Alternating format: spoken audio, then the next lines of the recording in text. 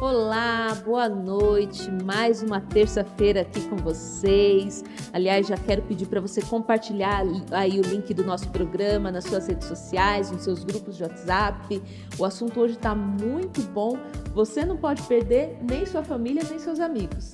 Vamos lá? Eu sou a Mariluze e esse é o Conexão Feminina.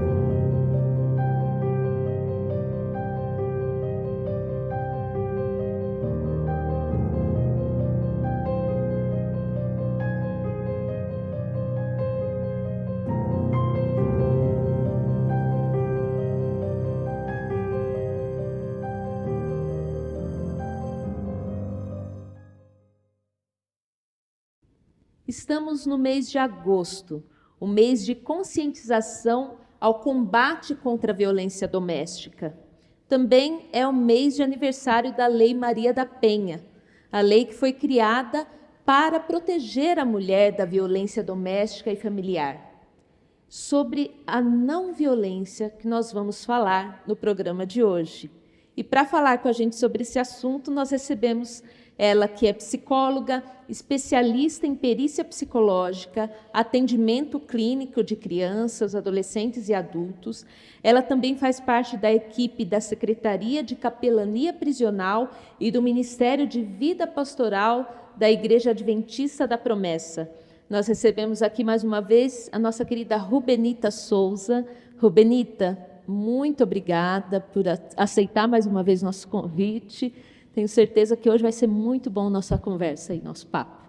Muito obrigada, eu que agradeço, pelo convite, uma honra para mim mais uma vez estar aqui com vocês e falando de um assunto tão importante, tão atual novamente, e de suma importância para a vida das mulheres. Exatamente, que precisa ser falado, inclusive no nosso meio, Rubenita? Principalmente. É isso aí.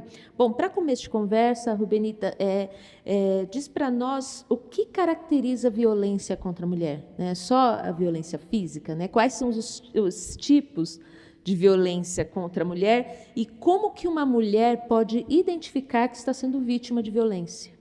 Muito bem. Então, a pergunta ela é ampla, dá vazão para muita informação. Mas nós podemos pensar na violência contra a mulher, toda ação ou omissão que resulte em trazer algum tipo de malefício para a vida dela, algum tipo de prejuízo. Então, toda ação ou omissão que resulte nisso é uma forma de violência contra a mulher. A violência que nós mais ouvimos ao longo da nossa vida e que, na verdade, só entendíamos como violência, a violência física, né? Era a única violência que para nós era caracterizada como um ato de violência. Então, as outras não. Por que nós estamos falando das outras? Porque a violência não é caracterizada só pela violência física. A violência, existe a violência física em si, que é o que nós já conhecemos, é o puxão de cabelo, é o soco, é o pontapé, né, a sacudida. Então, isso é uma forma de violência física. Nós temos a violência psicológica, que ela não que elas estão meio ali caminhando bem, né, a linha é bem tênue, às vezes, entre uma e outra. Mas um homem, por exemplo, que levanta a mão, mas ele não chega a bater na mulher, isso é uma forma de violência psicológica. Ameaçar, de repente, falar para ela que qualquer hora dessa vai bater, qualquer hora dessa vai perder a paciência, qualquer hora dessa mata ela. Então, isso é uma forma de violência psicológica, né? Ela vai oprimindo de certa forma. E nós temos a violência moral, que é aquela, às vezes, onde o homem vai denegrir, né, moralmente essa mulher. Então, ela, de repente, foi trabalhar, por alguma eventualidade chegou atrasada, aí você chegou atrasado porque você estava com outros homens, porque você não presta, porque você é isso, você é aquilo.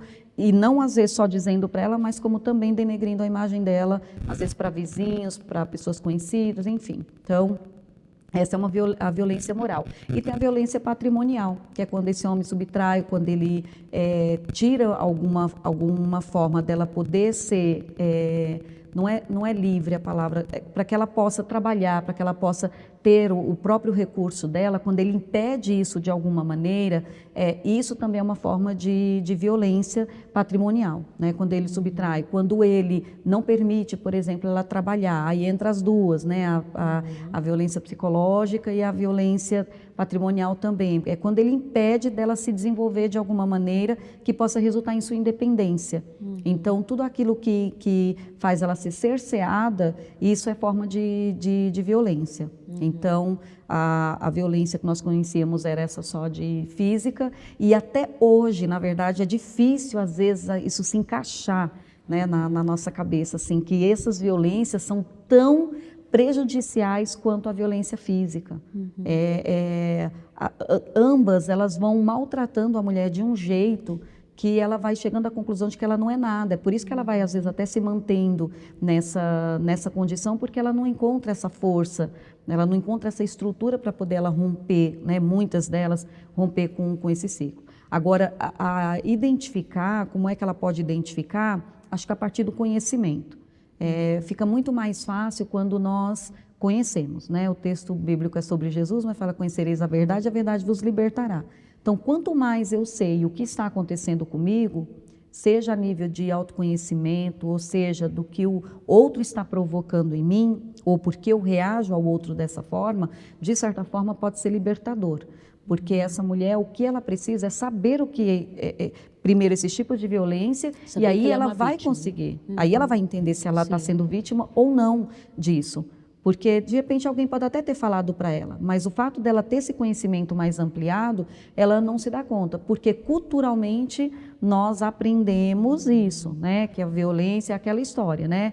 Ah, ele me bate, mas ele é bom, né? Ele é um bom pai, ele brinca com as crianças, ele não deixa faltar comida em casa. E aí ficou essa história, né? De que parece que dicotomizado, parece que são duas pessoas. Sim. Então, esse homem ruim é aquele que me bate, mas ele é bom.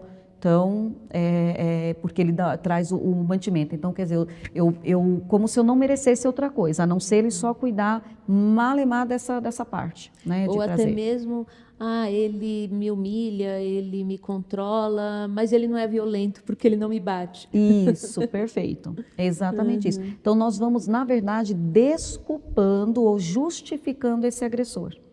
Então, o caminho do conhecimento, quanto mais se falar sobre isso, inclusive dentro do meio cristão, quando eu disse principalmente, não é porque só acontece aqui e a gente ignora, é porque muita coisa acontece dentro do meio cristão que né, fica por isso, porque vem dentro desse entendimento da submissão, daquilo que nós aprendemos às vezes ao longo da vida, né, às vezes uma submissão cega e não equilibrada dentro de funções, né, aí entra aspectos, né, mais teológicos, não é o caso aqui, mas é nesse sentido, é porque nós aprendemos e aí fica difícil para você desconstruir uma coisa que você aprendeu a vida inteira.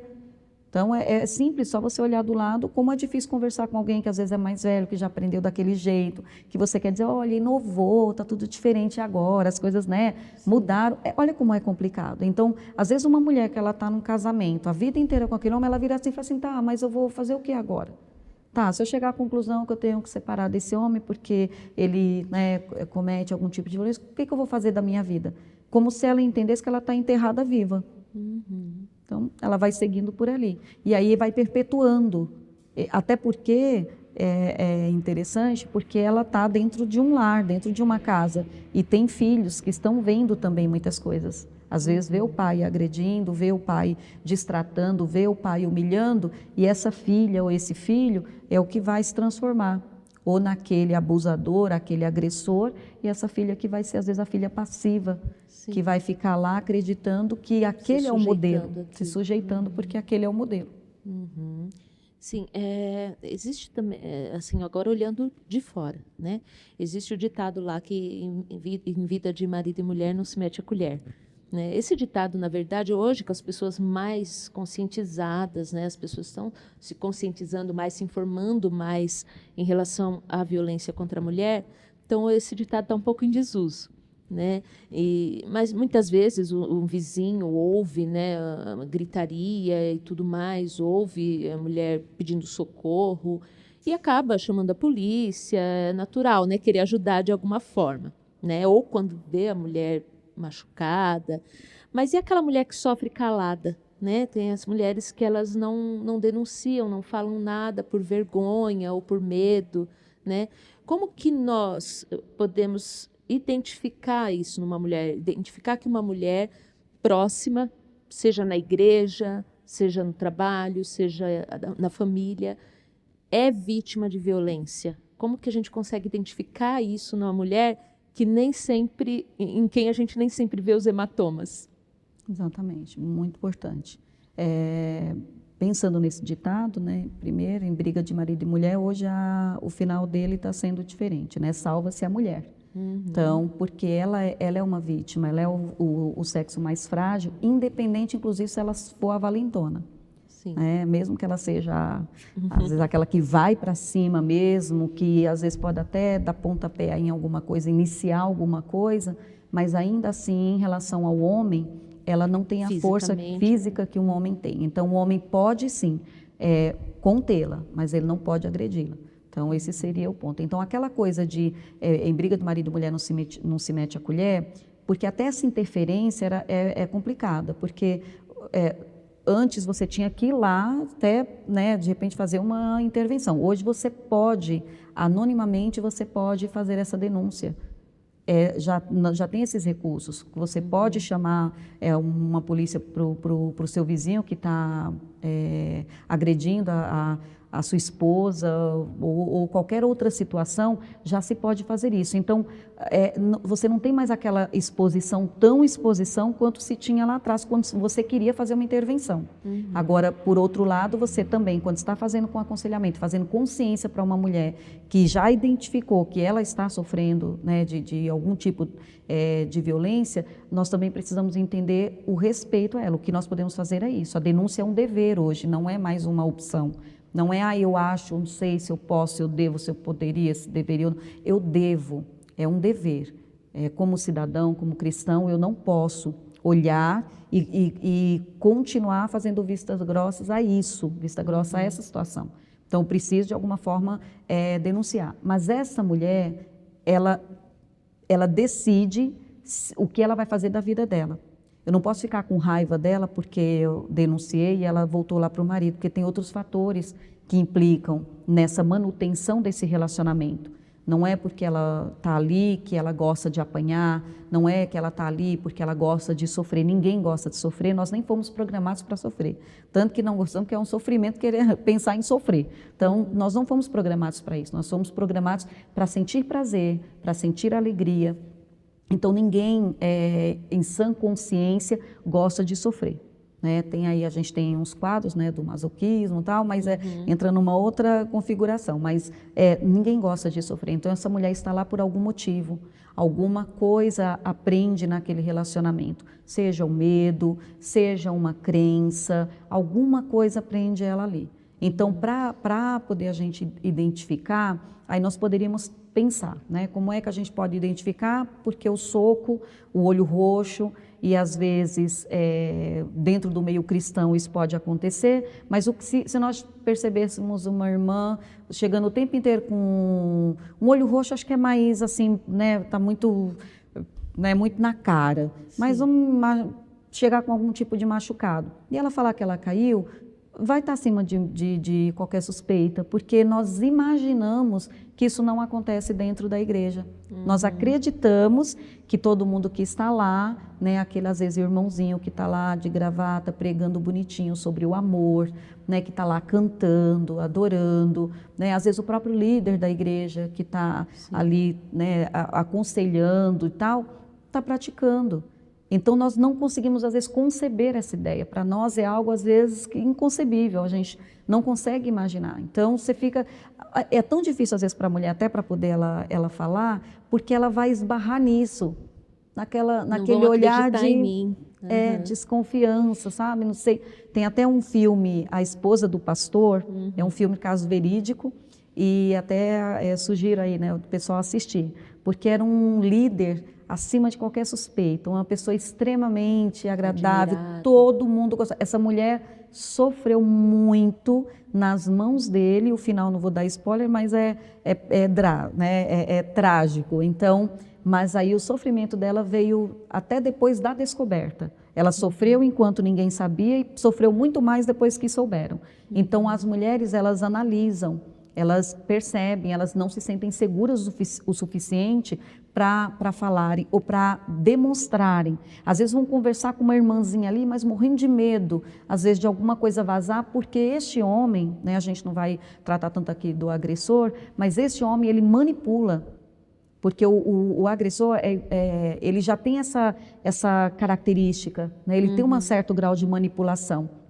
E ele provavelmente se ele agride fisicamente, ele também faz psicologicamente, porque ele vai falar, olha, se você contar, meu ministério vai acabar, eu vou ser suspenso da igreja, eu não vou poder, né, fazer minhas atividades, então você que vai ser a culpada. Ele transfere para ela essa culpa, e ela acredita que é dela mesma. Inclusive o fato dele fazer algo e depois ele se desculpar, porque isso é um ciclo que se repete, né? Então ele faz, aí ele pede desculpa, aí ele traz uma certa gratificação para ela. Então isso faz ela acreditar assim, como é que eu posso abrir mão de um marido que ele fez, mas ele me pediu desculpa? Então, eu estou errada se eu quiser me separar, eu vou justificar como que eu vou me separar dele. Se ele prometeu para mim que ele não vai fazer mais, se ele está arrependido, a Bíblia não diz que é para a gente perdoar? Então, olha onde nós vamos buscando. Então, nós vamos justificando, a gente vai justificando. Então, identificar essa mulher que sofre da violência moral, violência psicológica, até violência patrimonial, é bem mais difícil, a não ser por aproximação, você realmente se aproximar. Essa pessoa ter um pouco de confiança em quem está próximo dela para poder verbalizar. Mas ainda passa pelo que nós falamos a princípio, pelo púlpito, né? Pelo lugar da fala, porque ela vai ter voz na fala do pastor, na fala da líder. Eu diria que é um assunto que nem era para irmãs falarem. Seria interessante os homens falarem. Porque isso pode ser que mostre para alguns homens que às vezes estão usando o seu lado machista, porque é machismo. Né? Culturalmente, nós estamos vivendo isso. Então, a gente está num período tão já avançado, e às vezes tem homem que subjuga a mulher a colocar a comida para ele. Não que ela não possa colocar, não que ela não possa fazer, mas para ela, precisa se entender o que isso significa para ela. Sim. Ela está fazendo porque ela ama esse marido, e quer fazer para agradá-lo, ou porque ela se sente constrangida, porque ele a constrange a fazer isso, porque ele fica de cara feia, porque ele fica emburrado, sem respeitar, às vezes, o momento que ela está, às vezes até um momento. Tudo isso é forma de violência. Só que, como é que se identifica isso? Você pode ir na casa de alguém, mas se for uma pessoa dissimulada, como é que você faz? Porque para todo mundo, às vezes, são realmente pessoas acima de qualquer suspeita, são pessoas agradáveis, são pessoas gentis, né? Então, a gente vê aí os escândalos, não está aí? Há pouco tempo, escândalos aí de pessoas que, né, não aparentavam, que tinham um comportamento dentro de casa, ainda bem que a mulher conseguiu gravar. Agora, imagina o tanto de coisa. Teve uma live há um tempo desse atrás, aí não foi? Que ia iniciar a live e houve uma agressão do líder religioso com a sua esposa, e saiu na live, foi bem, verdade. Entendeu? Então, são essas coisas. E ele sentou depois como se nada tivesse acontecido. A paz do Senhor, meus irmãos.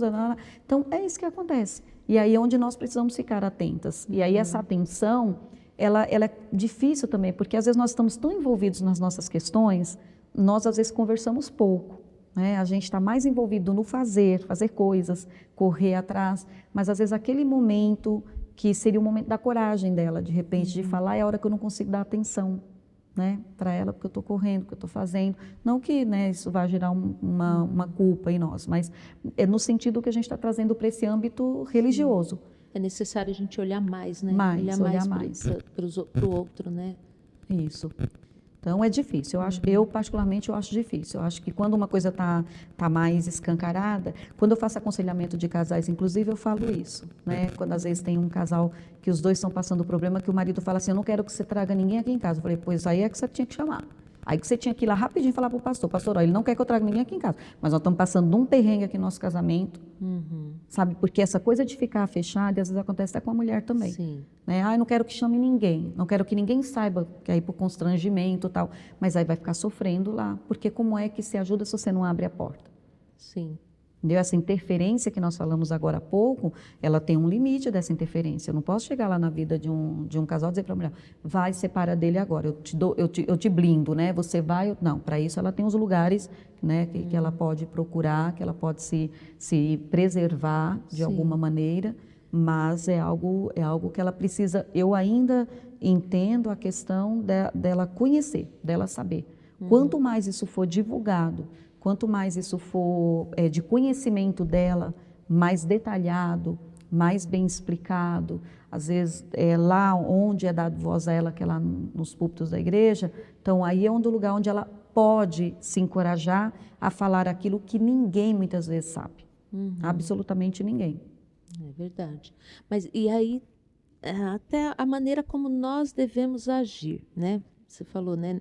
Claro, você não vai chegar e falar, ó, larga esse marido. Né? Mas uma vez identificado, né? Identificamos que aquela mulher pode estar passando por algum problema, né? As mulheres muitas vezes elas são julgadas, né? As pessoas falam, ela voltou porque gosta de apanhar, enfim. Como que a gente pode olhar para a mulher percebendo que ela está passando por uma situação dessas, ajudar?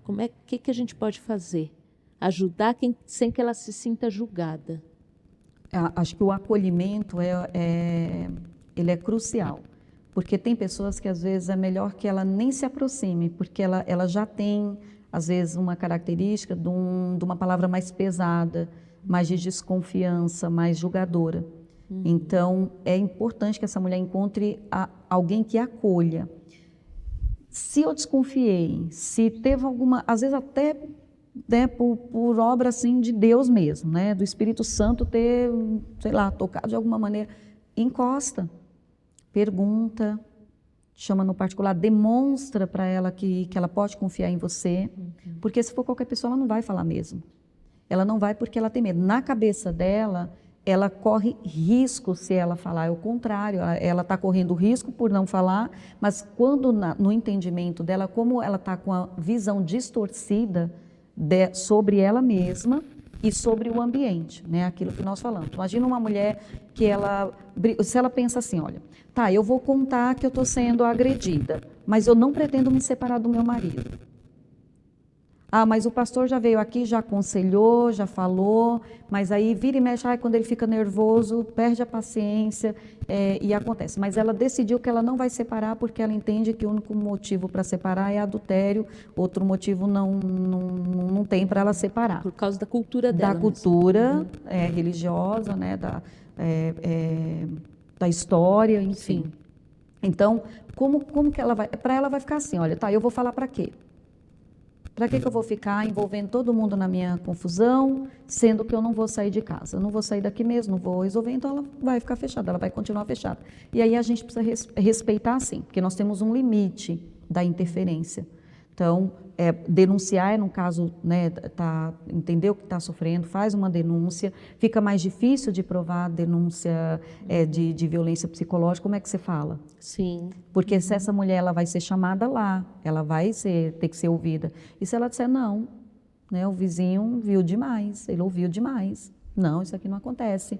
E aí como é que você faz? Você vai lá brigar com ela depois porque ela está, né, ela não gosta de sofrer, ela está lá? Não, ela tem algum motivo, ela tem para estar ali, seja pelo medo, seja por padrões de comportamento que ela adquiriu na sua infância. Ela pode vir de um lar disfuncional, né, um lar onde a agressão era algo comum.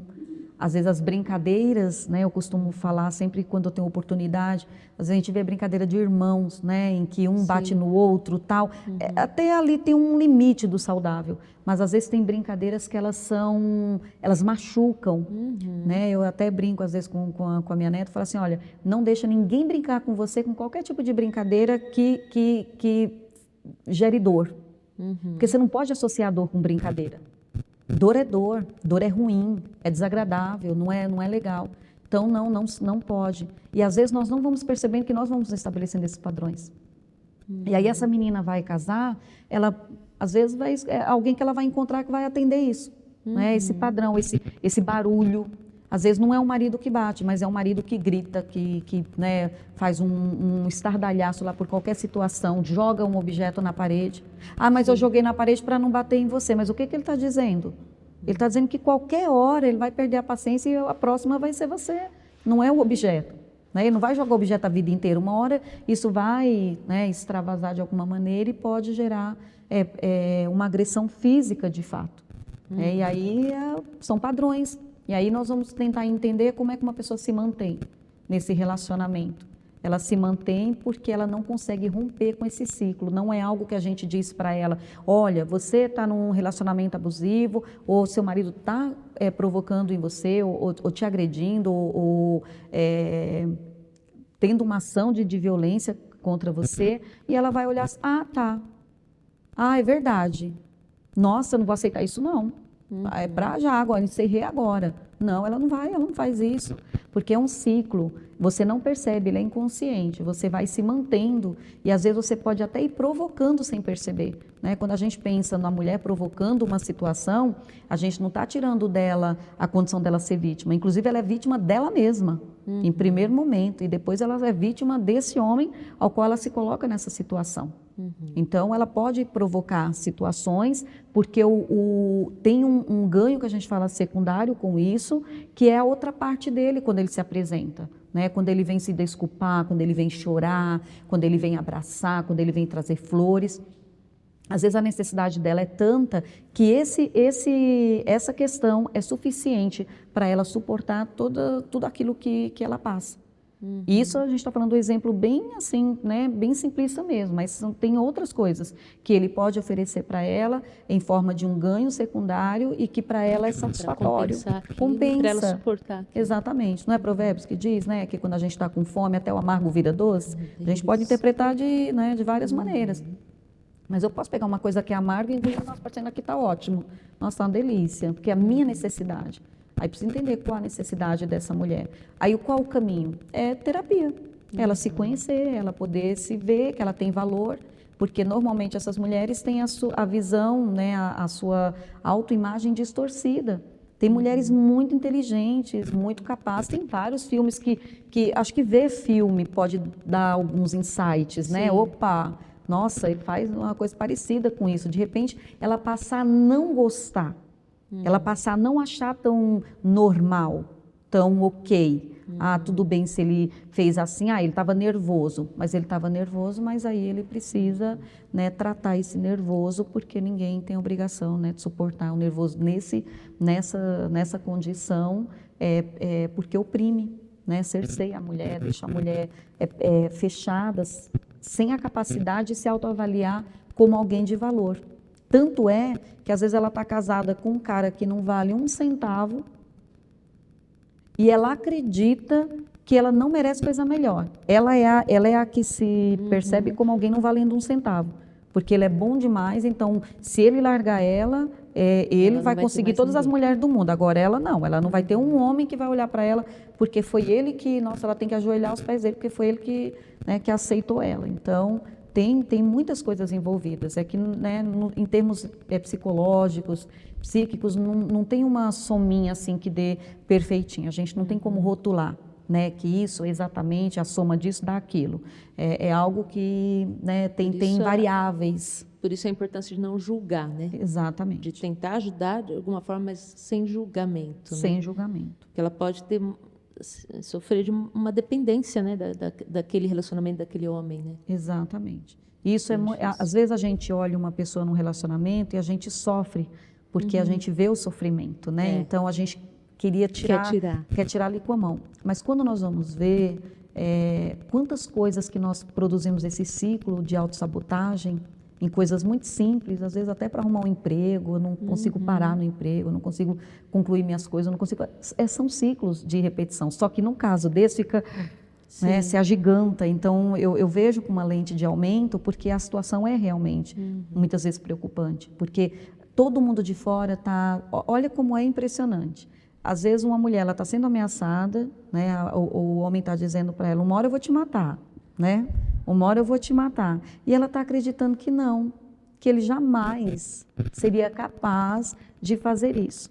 Tivemos também um caso aí nas redes sociais de um casal, acho que não sei se casado há mais de 30 anos, não sei se estou falando a quantidade de anos certo, mas é um senhor e uma senhora, acho que ele era militar, não sei o que é, e tinha até um homossexual que não tinha, cismou que estava tendo caso, porque a pessoa que pratica, que é violenta, ela tem pensamentos obstinados. Então, quando ela cisma com aquilo e é difícil para convencer. E tudo ali no entorno estava dizendo que não, mas ele, né, e cometeu aí, né, o crime. Então, mas para a mulher, fala assim, não, ele não vai ser capaz, não, porque ela acredita que ele a ama a ponto de não chegar a esse ponto. Aí tem, claro, que a gente está falando, né, de uma parte.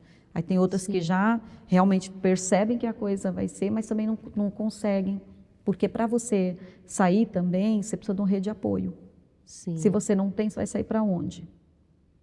Você às vezes está numa cidade que você nem tem parente. Você vai sair para onde? É isso que eu ia falar até, essa questão de como buscar ajuda, onde buscar ajuda, né?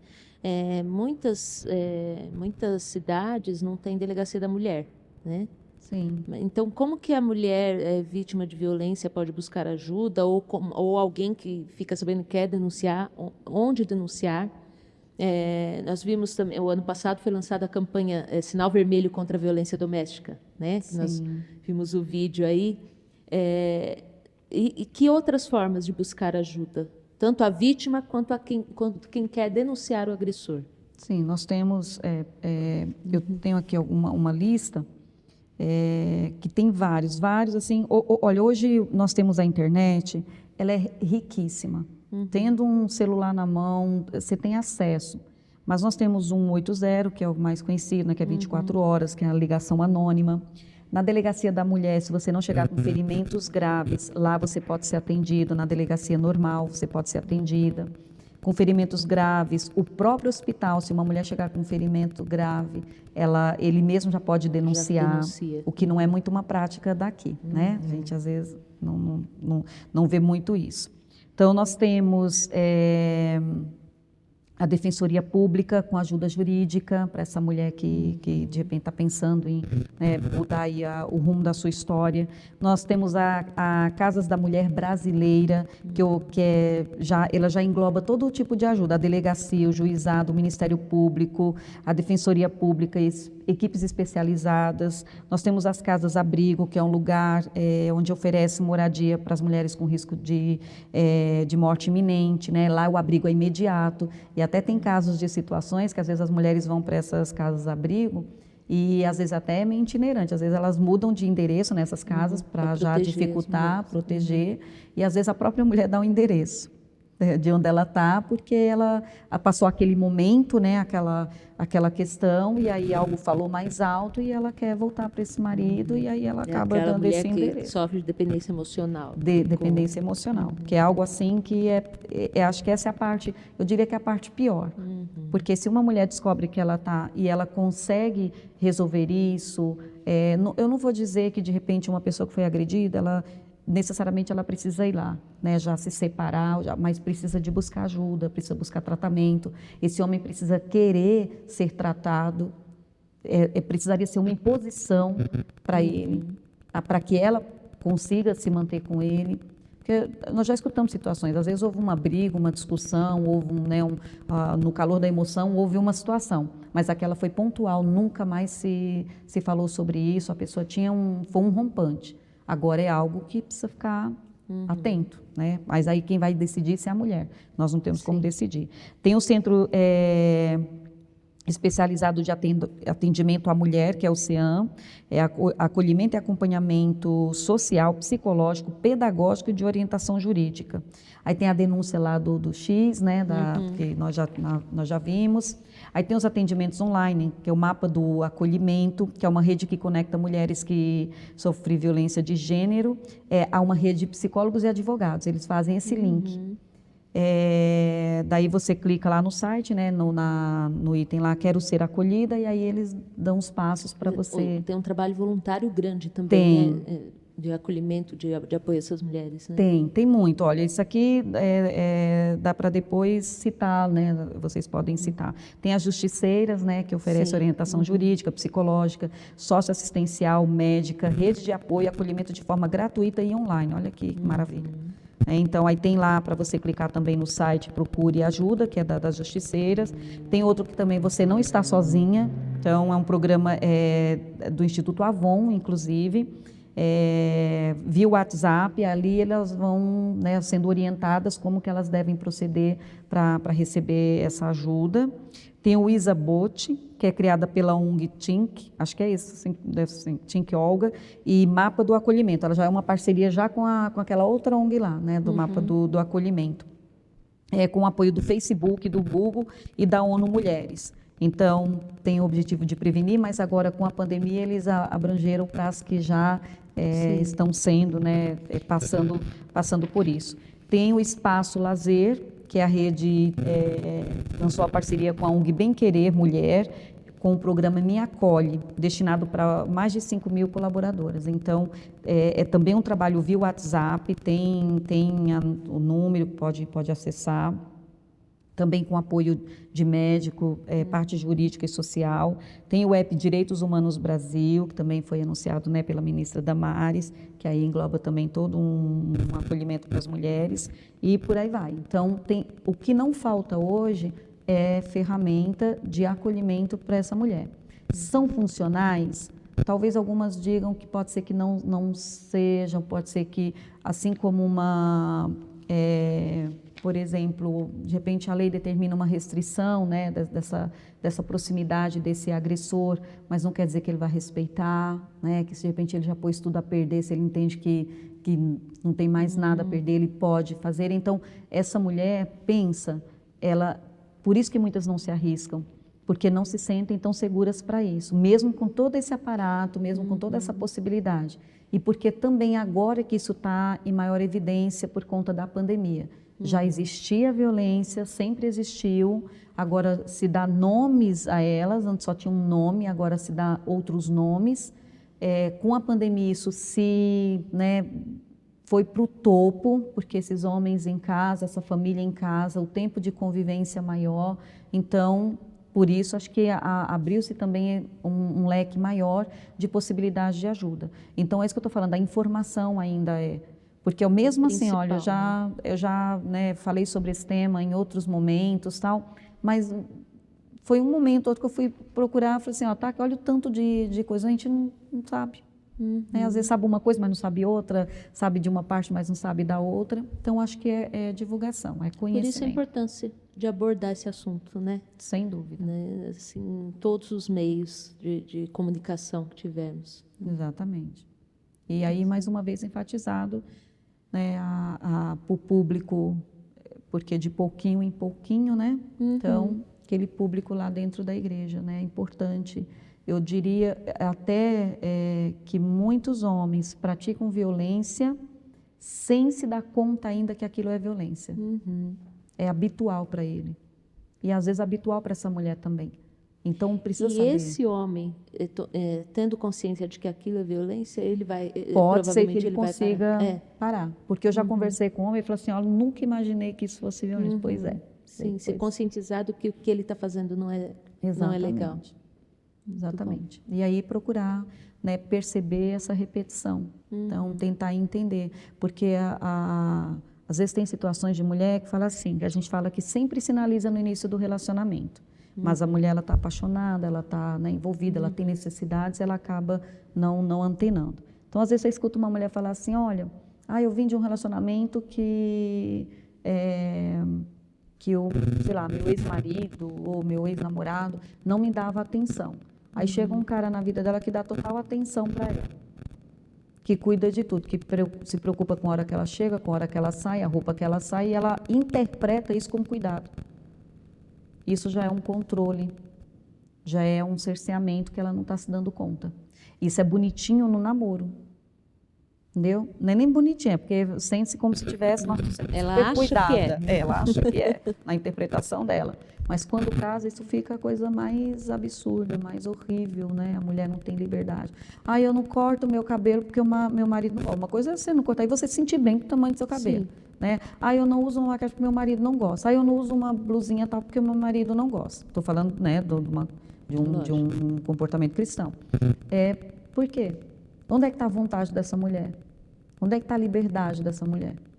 E ela não vai percebendo que ela vai se tirando essa liberdade. Então, ele vai tirando uma coisa, eu escutei já situações de marido que foi tirando até o ponto que essa mulher parou de brigar, parou de abrir mão de tudo. E pode ser que até tenha, né, falecido com depressão, porque não tinha mais vontade de nada. Então, é muito sério, é muito importante, é muito, assim, é crucial. Acho que nós chegamos num ponto de não deixarmos as coisas tão só entre nós, né? Não é que a gente vai sair escandalizando, mas eu acho que o escândalo não está na divulgação, está no fazer. É o fazer que gera o escândalo. Sim. Então, se alguém vai falar, é porque está feito, né? Imagina, você descobrir que um líder, né, da igreja praticava isso, ou um irmão, ou alguém de liderança, né? Não precisa ser um pastor, mas de liderança, qualquer um. Então, é algo para a gente pensar. E um olhar com misericórdia para essa mulher. Porque mesmo que ela permanecendo lá, não quer dizer que ela esteja gostando e que ela esteja feliz. Ela pode até já ter entregado os pontos. Precisa de ajuda, precisa ser acolhida. Precisa ser acolhida. Tá certo. Rubenita, muito obrigada. É um assunto que não dá para encerrar em um programa. Verdade. Muito obrigada mais uma vez pela sua presença aqui. Tenho certeza que esse nosso assunto aqui hoje, essa nossa conversa, pode ajudar muita gente que está nos assistindo, né, que possa estar vivendo numa situação assim, ou conhecer alguém que está vivendo numa situação assim. Deus abençoe sua vida, continue abençoando aí o seu ministério. Amém. Essa é a nossa esperança, né, Marilis? Que essas mulheres ouçam e que identifiquem, inclusive, na vida daquelas que elas são mais próximas, né? Que às vezes um toquezinho lá pode, né, acender uma LED aí. Então, essa é a nossa esperança, que essas mulheres ouçam, né, e consigam se identificar, se for o caso, né? Amém. Muito obrigada, minha querida. Deus te abençoe. A Bíblia Sagrada, ela nos diz que quem ama é paciente e bondoso. Não é ciumento, nem orgulhoso, nem vaidoso. Não é grosseiro, nem egoísta. Não fica irritado. Ou seja, quem ama não maltrata. E não é porque o mesmo texto bíblico diz que o amor tudo suporta, que nós devemos suportar sermos maltratadas. Não, Deus não nos fez para isso. Deus nos fez de maneira especial, Ele nos ama e Ele quer o nosso bem. Ele quer que sejamos felizes. Por isso, vamos nos valorizar. Você, mulher, se valorize. Você, homem, valorize a mulher que Deus te deu. E nós, como cristãos, vamos também prestar mais atenção no outro. Nós, como mulheres, vamos prestar mais atenção nas outras mulheres que possam estar precisando de ajuda. Que Deus nos abençoe, que Deus nos use para abençoar outras vidas. Chegamos ao final de mais um programa. Quero mais uma vez agradecer a sua audiência, a sua presença aqui. Pedir que você continue curtindo as nossas redes sociais, acompanhe lá as nossas redes, nos siga lá nas nossas redes sociais e continue acompanhando também o nosso programa. Que Deus abençoe a sua vida, que Deus abençoe a sua família e até semana que vem.